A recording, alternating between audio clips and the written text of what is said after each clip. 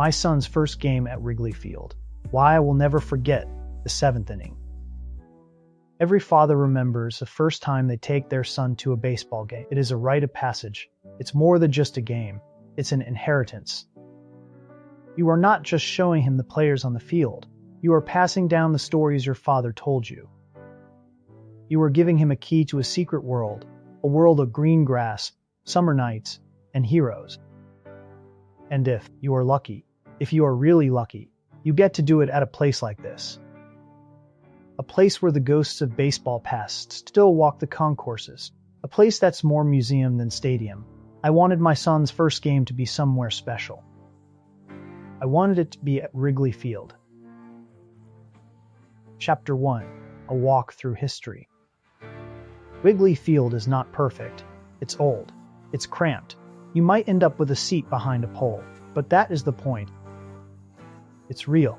Built in 1914, it's the second oldest ballpark in the majors, and it feels like it. You are not just watching a game.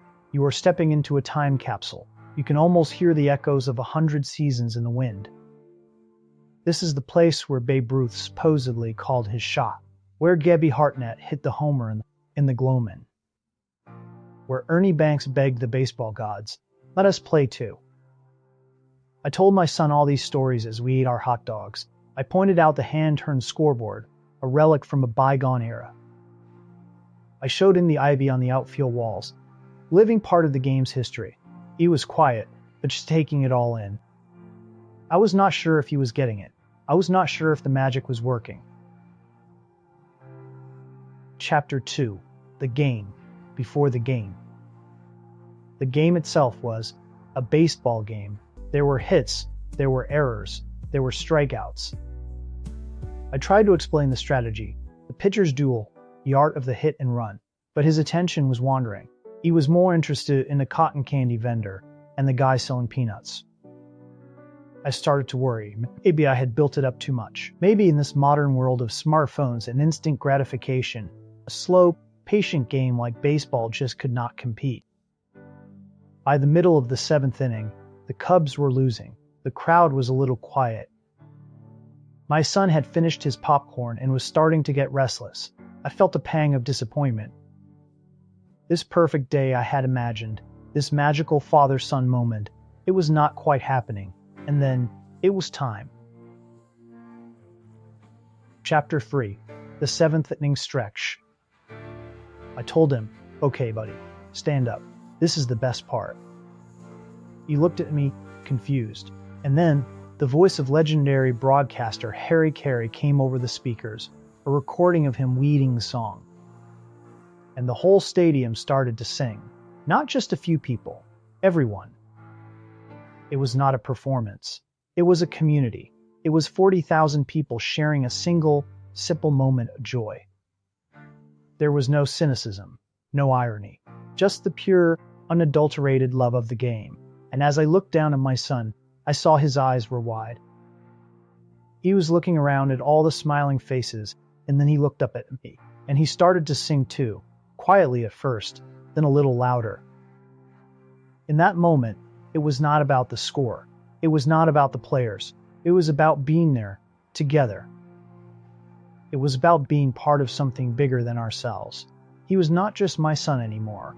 He was a Cubs fan.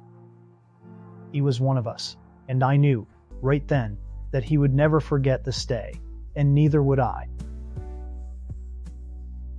Coach Wiz here with my thoughts on the Wrigley Field experience. The seventh inning stretch, it is a funny thing. It started over 100 years ago, maybe because a president needed to stretch his legs. But at Wrigley, it became something else. It became a hymn. When Harry Carey started singing it, he was not just singing a song. He was inviting everyone to be part of the show. He was turning the whole stadium into a choir. A father can't teach his son about a double play. He can teach him how to keep score, but Pete cannot teach him how to feel the game. That's something that has to be experienced. That moment, in the middle of the seventh inning, when you are standing shoulder to shoulder with 40,000 strangers, all singing the same simple song. That's when you get it.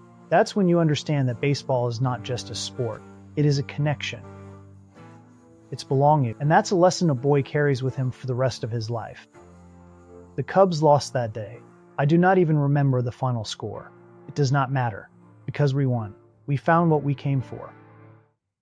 As we walked out of the ballpark, under the famous red marquee, my son grabbed my hand. "Dad, can we come back tomorrow?"